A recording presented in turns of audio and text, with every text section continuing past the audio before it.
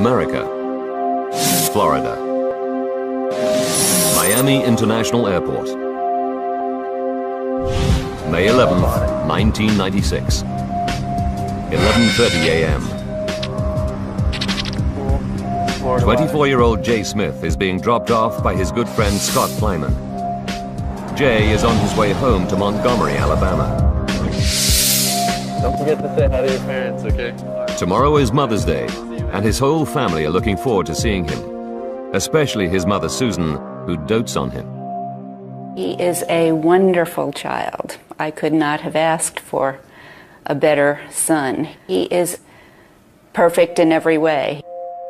Jay checks the board for his flight, ValueJet 592, due to leave at 1 o'clock. He's there in plenty of time because security is especially tight at the moment.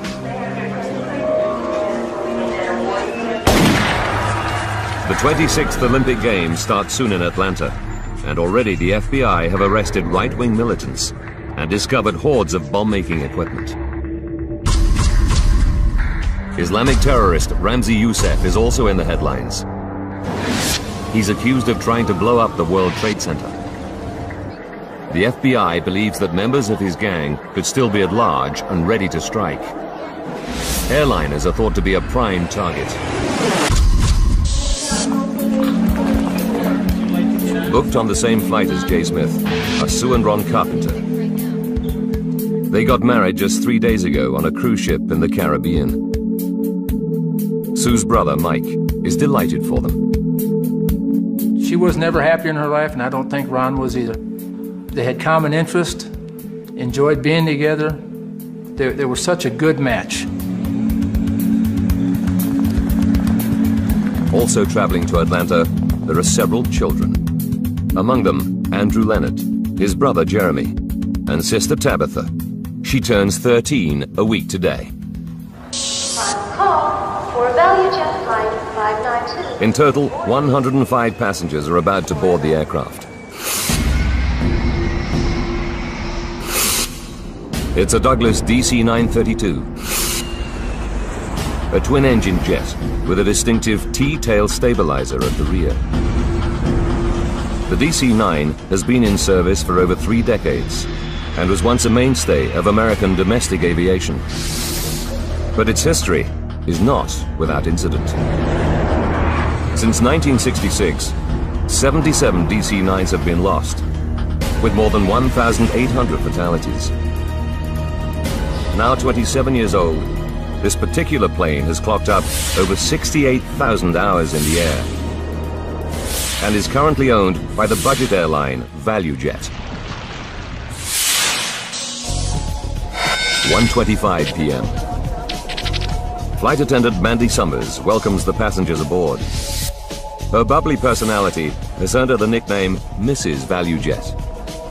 She's only had the job for a few months, but she's hoping for promotion soon. She just knew it wasn't really where she wanted to be in her life. I guess she envisioned it as something more than it really was when she actually started.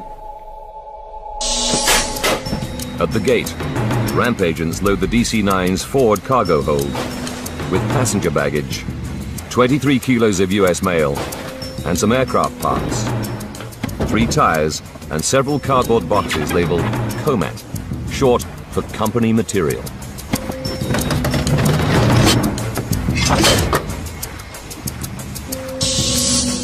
In the cockpit this afternoon is Captain Candlin Kubek. All right, Richard, how about a before-start checklist? She has 2,000 hours flying time on DC-9s. And within ValueJet, she's famous for her dedication to the job. She couldn't get it out of her blood. She was destined to fly and just wasn't happy any other way.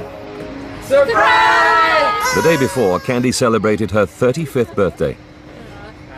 Her crew threw her a surprise party on board the plane at Dallas and wanted her to go line dancing. But typically, she refused. She said they knew better, that I will never go out the night before a flight. 1:30 p.m. And the aircraft is 30 minutes behind schedule. There have been some minor mechanical problems. The jet's autopilot isn't working properly. A fuel gauge and cabin phone are out, and there's been a fault in the hydraulics backup circuit. Fuel cross feeds? Checking through the systems is First Officer Richard Hazen. He's an Air Force veteran with 20 years of aviation experience behind him. Faulty equipment is not an unusual state of affairs at ValueJet. The carrier sells low-cost airfares using old planes bought from around the world. Its fleet is among the oldest in America, averaging 26 years. And there have been recent incidents. Just under a year ago, an engine exploded on another DC-9 while it was on the runway at Atlanta.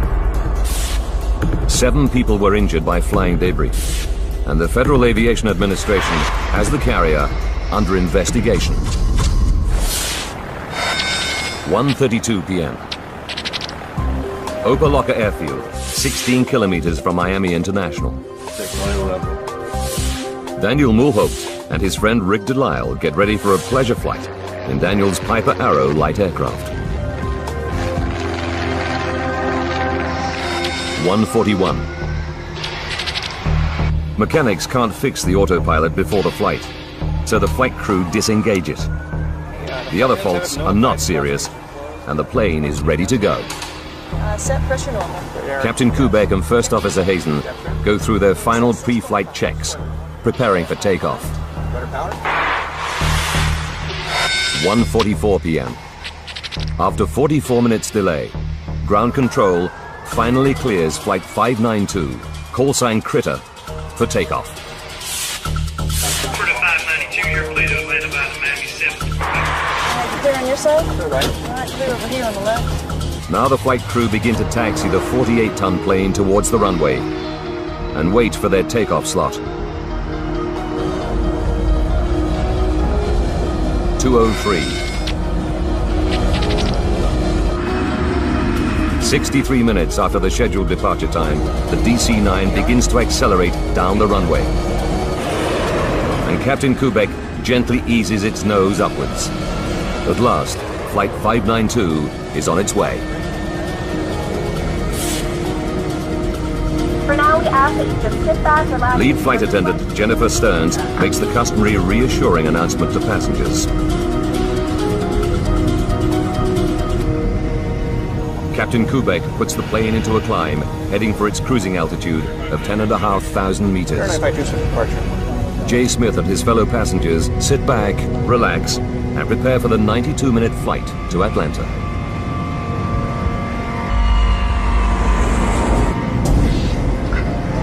But at 2:10 p.m., just minutes after takeoff, people start to smell smoke. Flight attendant Mandy Summers attempts to reassure the passengers.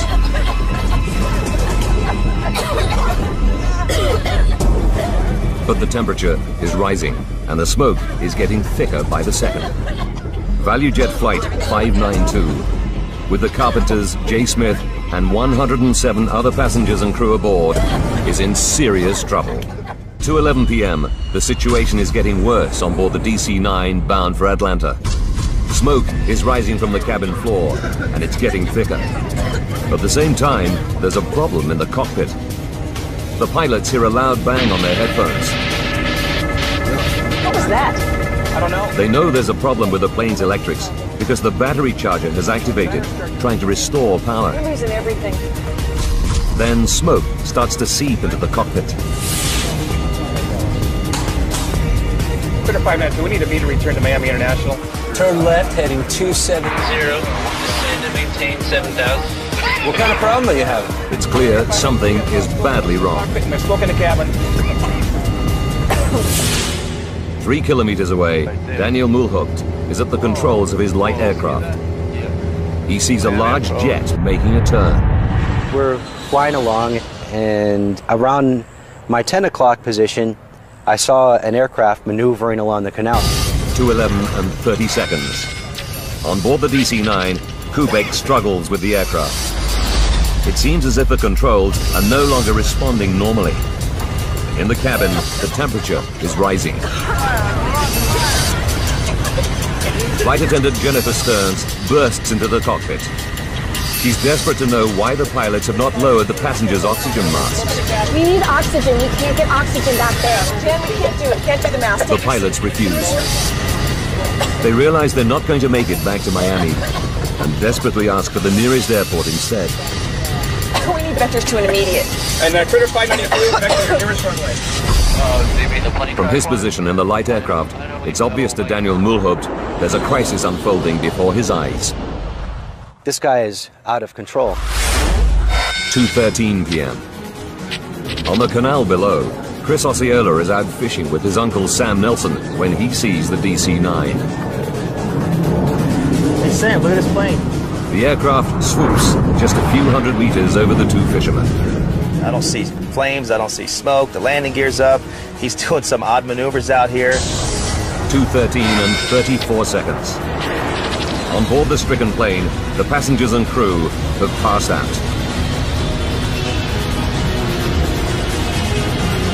2:13 and 42 seconds. Just 9 minutes and 27 seconds after takeoff. Flight 592 crashes into the Florida Everglades. These photos, taken from the light aircraft just seconds after impact, show only a dark pool of fuel on the surface of the swamp. From his plane, Daniel Mulhaupt radios ground control at Miami and tells them he's just seen a plane crash. He stays above the site to help the emergency services locate the spot.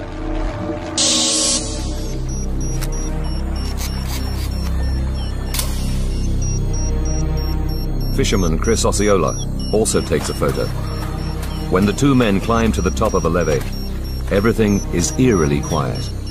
The swamp has simply absorbed the 48-ton aircraft. And not to see anything at all or hear anything. I mean, it was just, you hear birds chirping, you know, but you could smell the jet fuel.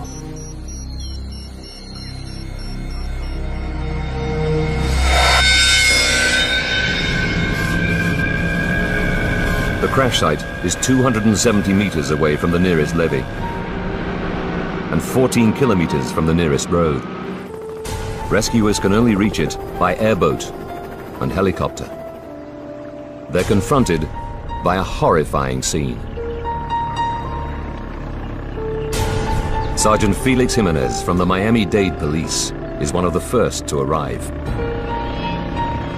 As we got closer to the crash site, I could determine that there was an aircraft that crashed, but it was all in very small pieces. Good evening. Well, if you've been with us through the afternoon, you know that there has been a terrible air crash just northwest of Miami International Airport. A ValueJet DC-9 with 109 passengers and crew bound for Atlanta went down in the Everglades at mid-afternoon. As the networks get hold of the story, searchers continue to look for survivors until the light fails. It's a hopeless task. We have not so far been able to find any victims, any survivors, any bodies. Within hours, the dreadful news begins to reach the relatives. Susan Smith discovers the terrible truth about her beloved son in a phone call. There was horrible screaming, and I realized that it was my daughter. She told me that a plane had gone down coming from Miami. And at the moment she told me that, in my heart I knew that it was the plane that Jay was on. Jay Smith, on his way home for Mother's Day, has had his life cut short before it could really begin. At her home near Atlanta, Georgia, Captain Kubek's mother, Marilyn, also gets the dreadful call. I really threw myself on the floor and beat the floor in despair. This just can't be true. I'm having a dream, a nightmare. This is not real. Just one of the children to die, Tabitha Leonard, is killed just a week before her 13th birthday. With despair come demands for an explanation. Why did Flight 592 plummet from the sky just minutes after takeoff?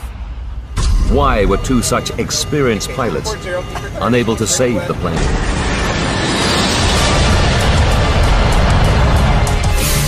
now, by rewinding the events of that fateful day and going deep into the investigation, we can reveal what really happened to ValueJet Flight 592. Advanced computer simulation will take us where no camera can go, into the heart of the disaster zone.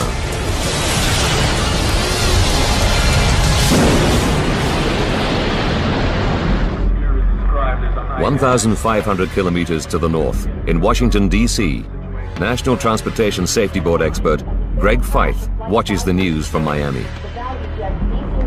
He's led 2 major investigations for the Safety Board before, but he already knows this one will be a uniquely difficult challenge.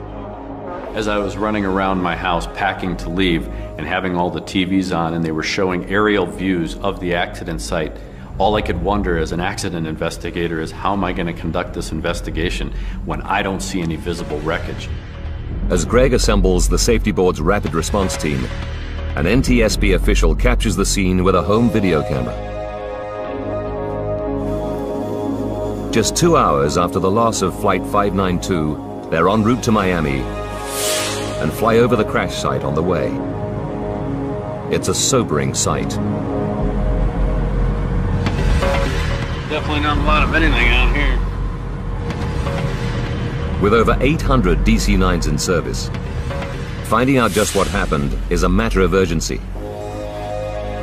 But with a crash site like this, Greg knows he'll have to build up a picture of what happened, piece by painstaking piece. All the information that you get, all the evidence that you develop is equal until such time is that the storyline, the facts support a particular storyline. The hole in the swamp is 40 meters long and 12 meters wide. Wearing special biohazard suits to protect them from spilt aviation fuel, searchers walk shoulder to shoulder, combing the murky water. But the swamp proves almost impossible to penetrate. Beneath the water lies a thick layer of matted vegetation. Sawgrass cuts and tangles the searchers as they try to move forward.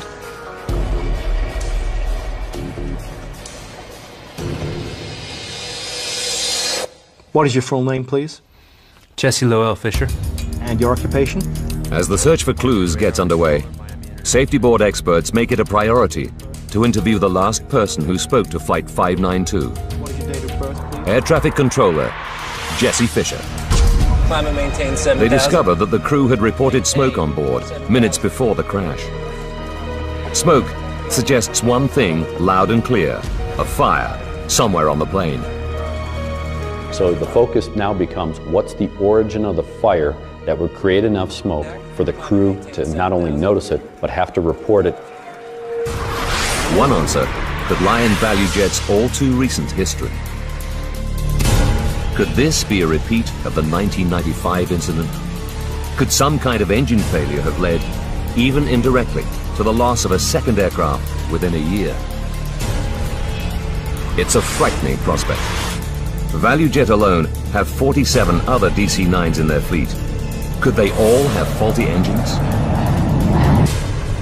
Perhaps thousands more passengers are at risk. Conditions at the site where ValueJet 592 crashed are hazardous. There's a constant threat from alligators, attracted by the search activity, the wreck, and its contents. Armed guards are deployed to keep the predators away. To make matters worse, the airboats and search teams are stirring up the silt layer, reducing visibility below the water from just a few centimeters to 0. Then, in an attempt to see through the murky water, the team brings in ground-penetrating radar. They make a depressing discovery. Below the water level is a thick layer of mud, and below that, 2 meters down, is solid limestone. The plane has smashed into thousands of pieces as it hit the rock below.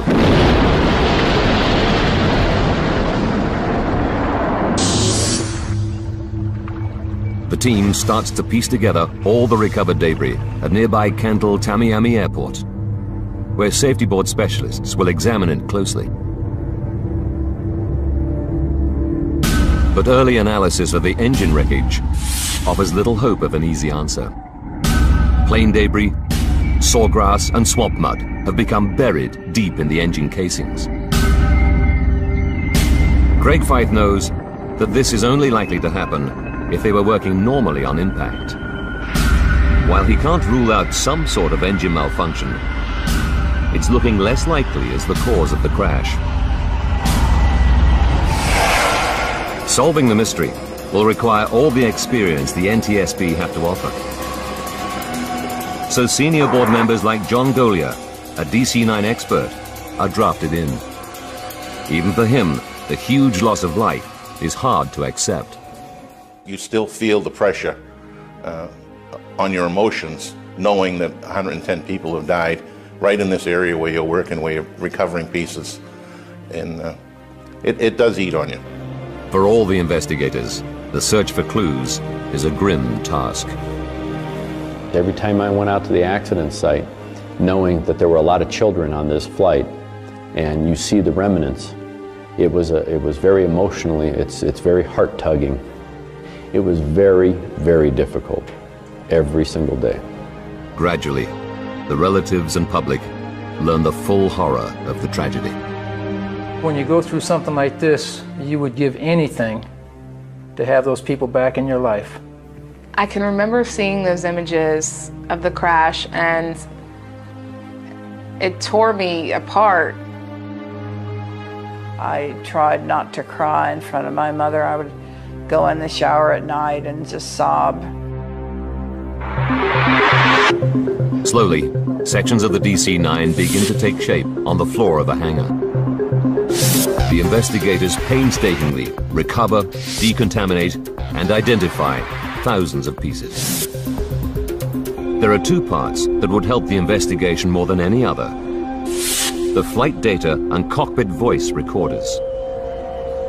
But the black boxes, as they're often called, remain stubbornly hidden in the swamp.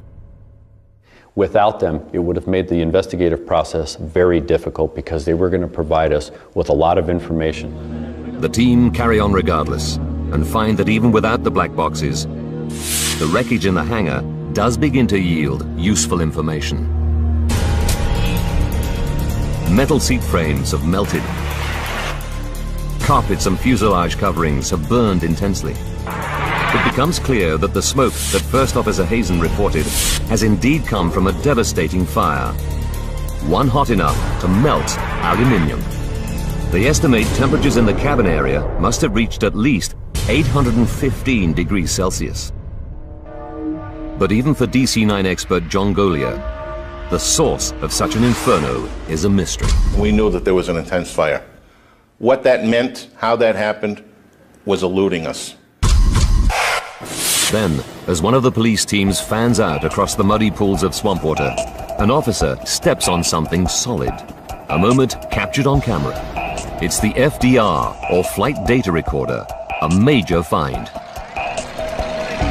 Damn, we got a box. If the box survived the crash intact, it'll provide the team with key technical data from the flight, including airspeed, altitude, and the plane's movements in the air. Crucially, it'll tell them whether the plane's engines failed. But when technicians and officials at NTSB headquarters in Washington get their first look at the flight data recorder, they're not optimistic. This flight data recorder took a severe hit, and when we first saw it in the laboratory, we had great concern that we were not going to get the data off of it. While they wait, the NTSB team consider a new, sinister option. The fire was so sudden and the loss of control so complete that a bomb has to be a possibility. Will the United States have to tell the world that terrorists are active in the southern states? Craig Fyfe must find the secrets to the crash of Flight 592. What could have happened to an ordinary DC-9 on a routine flight to Atlanta? Might this vast swamp be the scene of a crime? One of the things that we need to identify is whether this is a pure accident or an intentional act. If it's an intentional act, that means it's criminal. Islamic extremist Ramzi Youssef is awaiting trial for the first bombing of the World Trade Center and plotting to blow up American planes. But although Youssef is no longer at large, other terrorist cells continue to present a threat. In this period of time, we also had a new element to be concerned with, and that was the continual intelligence briefings that we have been receiving about threats to aviation in the United States. Robert Starr, leader of a group calling itself the Militia at Large of the Republic of Georgia, was arrested 2 weeks ago. Seized as part of the operation were dozens of pipe bomb components. With the Olympics so close, a major airline bombing would be just the type of attack needed to spread fear and anxiety at the Games. Working closely with FBI agents at the scene, investigators send samples of debris from the crash crater to an FBI lab. There, they'll be analyzed for traces of explosives. It's a tense time for the investigators, but then comes a major step forward. After hours of delicate work, the NTSB's analysts have managed to extract the data from the damaged flight data recorder. The evidence is stark. The aircraft seems to have been suffering multiple mechanical and electrical failures for over 2 minutes. Even the FDR itself seems to have failed about 55 seconds before impact. But the safety board can now finally rule out engine failure as the cause of the disaster. The performance data on the FDR showed us that the engines were running. So far, they know there was a fast-burning and very hot fire, and that the engines seem to have been functioning on impact. But they have little else to go on. There are still many mysteries about Flight 592. If only they can find the second black box, the vitally important cockpit voice recorder, they might find the missing clues they so desperately need. The flight data recorder won't tell us what was actually happening in the airplane. The cockpit voice recorder could give us a clue as to what the origin of the fire was, because the crew would have been talking about the things that were taking place. As the salvage teams continue to search the swamp, the investigators look for clues elsewhere. They know that ValueJet is under investigation over its poor safety and maintenance record. There were problems with this ValueJet operation virtually every week before the accident. There was a real concern that was ValueJet shorting on maintenance. Were they doing things in the interest of money rather than safety? That was a very big concern throughout the process of this accident investigation. Greg and his team examine the plane's recent fault history. Can they find the answer to the crash here? Sure enough, they discover the DC-9 did have several problems prior to takeoff, and that the plane had been delayed as a result. They find that the plane's autopilot had been malfunctioning for 2 days. The pilot's log states that when engaged, it made the plane pitch up and down. Mechanics tried to repair it, but failed. So 592's crew followed standard procedure and flew in manual mode instead. The team also discovered that the fuse for the hydraulic backup system blew, but this time mechanics did manage to repair it. Although it seemed a promising lead, they can find nothing in the maintenance log that explains the crash. It was clear that singly or collectively, none of those would have caused a fire on the airplane. Then, the results come back from the FBI lab, and the investigators, the organizers of the Olympic Games, even the federal government can breathe a sigh of relief. This was not an incendiary type device or an explosive type device. That put the fear aside for us as investigators that we were going to be looking at it from a different perspective. They can now rule out a terrorist attack as the cause of the crash. But Faith is still no nearer to solving the mystery. Finding the cockpit voice recorder, or CVR, is still their best hope in the search for the cause of the disaster. By Sunday, May the 26th, the search has been going on for more than 2 tough, frustrating weeks. Today, the search party is 1 man short. So Sergeant Jimenez, the policeman who'd been one of the first on the scene after the crash, volunteers to go back into the swamp. The search was very difficult. It's 80 and 90 degree weather, high humidity. Almost every day we had thunderstorms and we had to evacuate the crash site. Finally comes the break everyone has been hoping for. I said a very short prayer, and as soon as we resumed the search, I stuck my probe in the water, and I knew I had hit metal. I reached down, followed the probe, and pulled out the CVR. It's not just the policeman's prayer that's answered. It's also a major turning point for the team. The voice recording gives the investigators a chilling insight into the last moments of the crew. First, they discover that Captain Kubek and her co-pilot Richard Hazen knew they had a problem at 2:10 p.m., 6 minutes into the flight, when they heard a strange noise on their headphones. What was that? I don't know. We got some kind of electrical problem. Then the plane's battery charger kicks into life. Battery charger's kicking in. We're losing everything. It's another clue.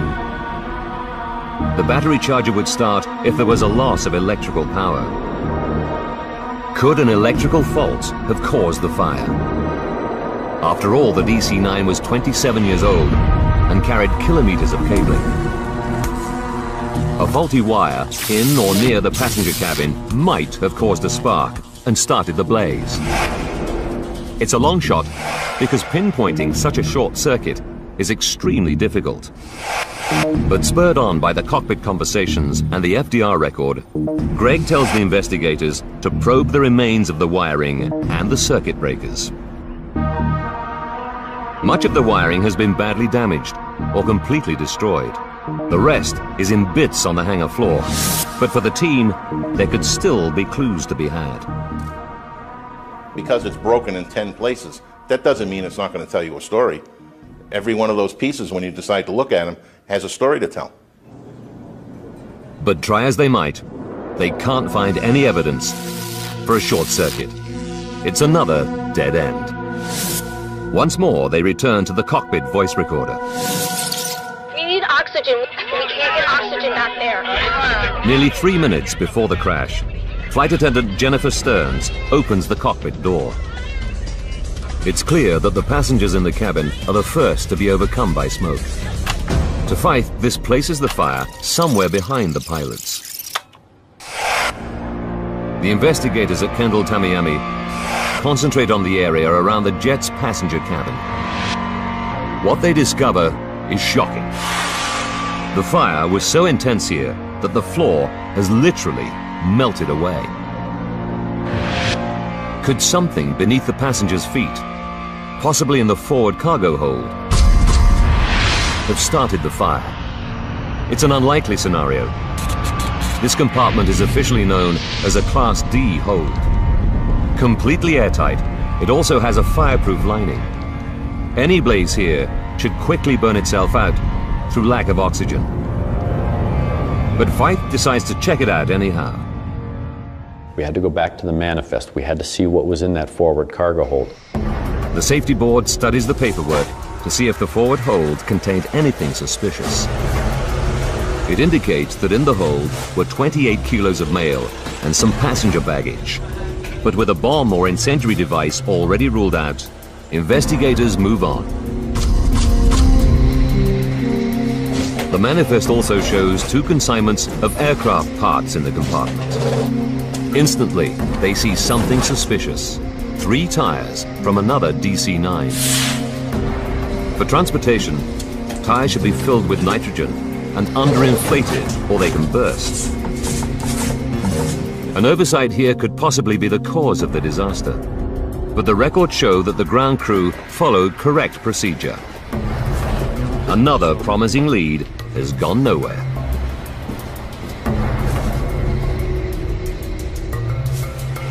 The shipping ticket also lists 5 cardboard boxes full of parts labeled oxygen canisters loaded in the hold.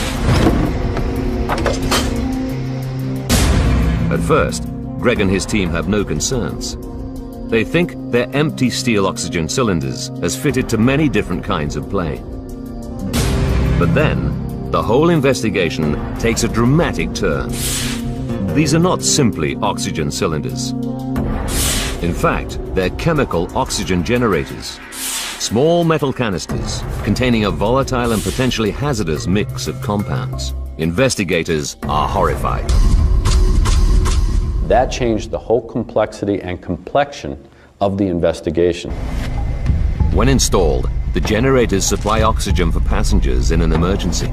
They're attached to a face mask with a thin rope that connects to a firing pin. If passengers pull down on the masks, the pin is released, starting a chemical reaction which produces oxygen.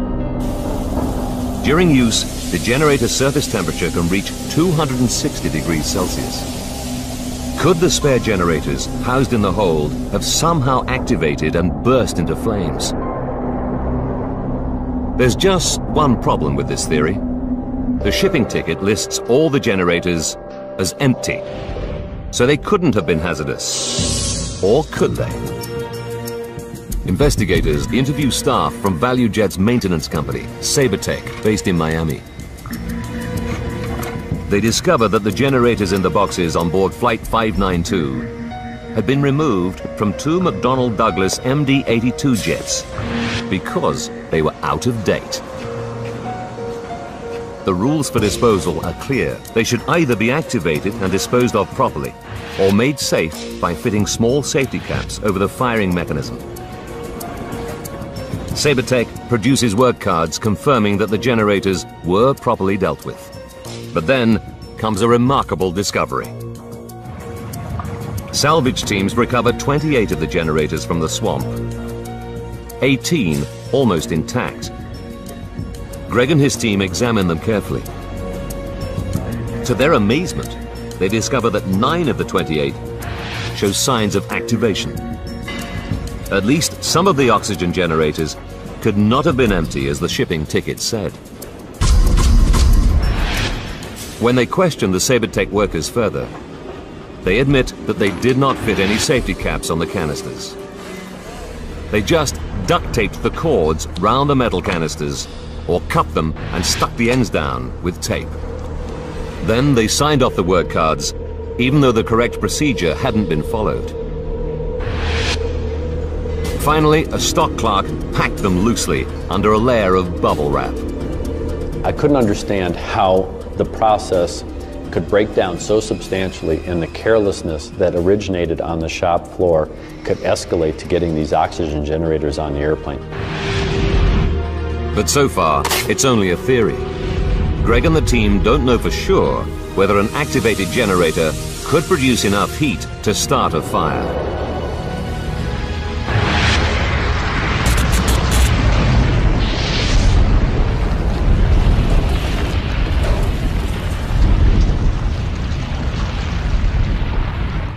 At this point in time, nobody really had a good understanding of what happens when these oxygen generators start producing oxygen.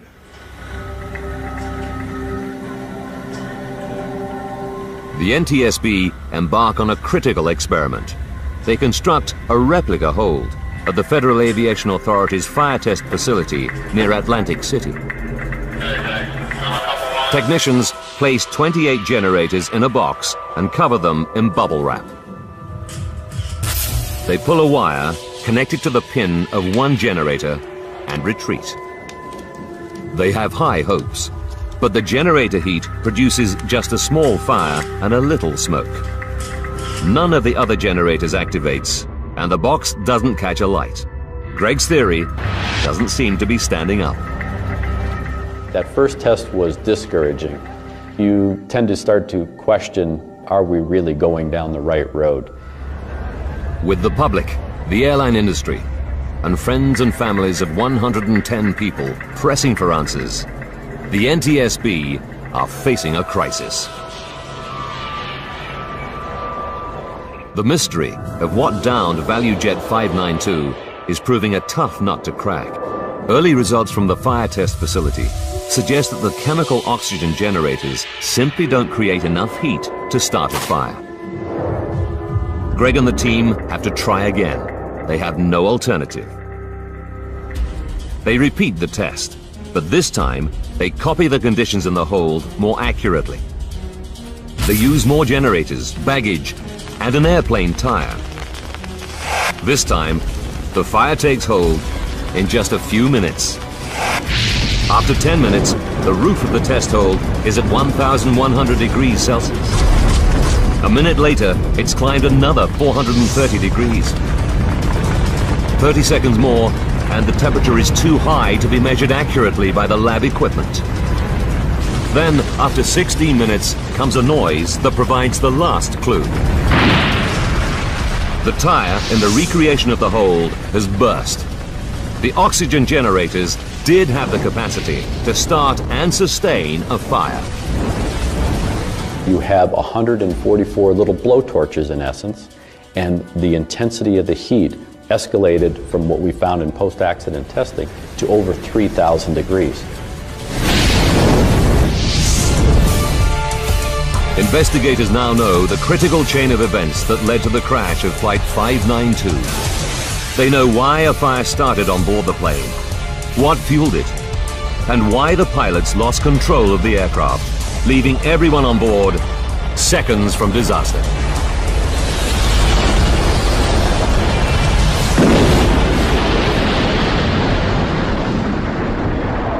May 11th, 1996. 1 hour to disaster. A Sabertech driver pulls up at gate G2 at Miami International Airport with ValueJet cargo for Flight 592. Inside the boxes are 144 out-of-date oxygen generators, loosely packed. A ramp agent places them around a large airplane tire. The pilots are unaware that they have a dangerous load on board. 30 minutes to go. As the plane taxis to the runway, the loose packing and unsecured cargo jolts one of the generators into action. It begins to heat up. 11 minutes to disaster. The plane taxis to its takeoff position. In the hold, the surface of the metal generator gets hotter and hotter. Soon, the heat ignites the cardboard box and bubble wrap, and the blaze begins. 10 minutes to disaster. Flight 592 takes off from Miami Airport. Even though the hold is airtight, the fire is now blazing fiercely, sustained by the oxygen produced by the generators. 3.5 minutes to go. The sound heard by the crew is one of the tires in the hold bursting, just as it did in the lab test. The battery charge is kicking in. We're losing everything. The battery charger can't help the stricken jet, as the fire is consuming everything in its path, including the control cables that run to the rear of the plane. Captain Kubek begins to lose control of the aircraft. Temperatures in the hold have now reached more than 1,650 degrees Celsius. In the cabin, passengers are becoming desperate as they choke on the toxic fumes. We need oxygen. We can't get oxygen without air. Flight attendant Jennifer Stearns rushes into the cockpit, but the pilots refuse to drop the masks, knowing that oxygen would only make the fire worse. 1 minute from disaster. The cabin floor burns and begins to give way. 7 seconds to disaster. Now no one is in control of the plane. The crew are probably unconscious, overcome by toxic fumes given off by the aircraft's interior fittings. Seconds later, Flight 592 nosedives into the Florida Everglades at 800 kilometers an hour.